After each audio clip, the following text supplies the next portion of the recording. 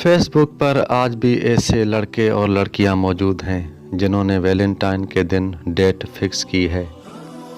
Facebook पर ऐसी लड़की भी मौजूद है जिसने लड़के के साथ सेटिंग कर रखी है। वैलेंटाइन डे के होटल में रूम भी बुक हो चुका है और होटल के रूम में इसको इल्म है कि वो अपना वजूद उस लड़के को देगी।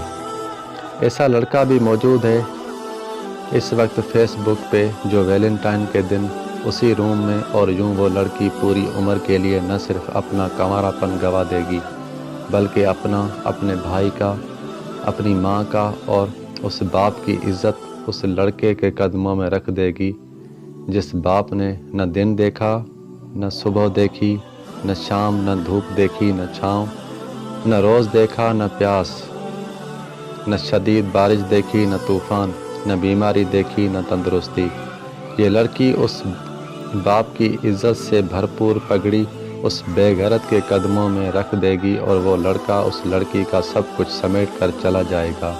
और यूं एक और साल, एक और शिकार, एक और वैलेंटाइन, एक और होटल के अंदर आप और वो लड़का जब बेगैरती करते हुए, या होटल के बाहर कहीं भी जहां आप दोनों ने मकाम फिक्स किया हुआ होता है, वहां एक कैमरा लड़के की रज़ा से सब रिकॉर्ड करता है। आप लड़की ने उस लड़के के हवस के बाद कुछ दिन बाद उसके दोस्तों को भी हवस बुझानी पड़ती है और इनकार की सूरत में आपकी वीडियो अपलोड कर दी जाती है। मेरा लड़कियों से सवाल है, जब इस लड़के के साथ आप वैलेंटाइन डे पे जाओगी तो ज़रा भी ख्याल नहीं आता अपने वालिद का, अपनी माँ का? ये रिश्ते बहुत कीमती हैं। आपको पता है इन रिश्तों की कीमत क्या है? इन रिश्तों की कीमत हरगिज़ नहीं।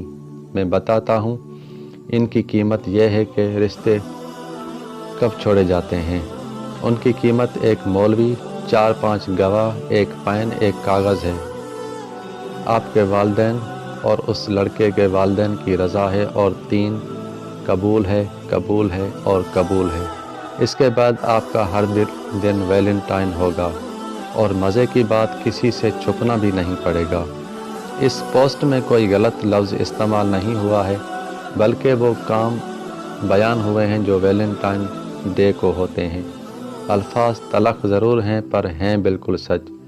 14 फरवरी से पहले इस पोस्ट को शेयर करें ताकि सोशल मीडिया इस्तेमाल करने वाला हर मुसलमान आपके ज़रिए इस गुनाह से बच जाए।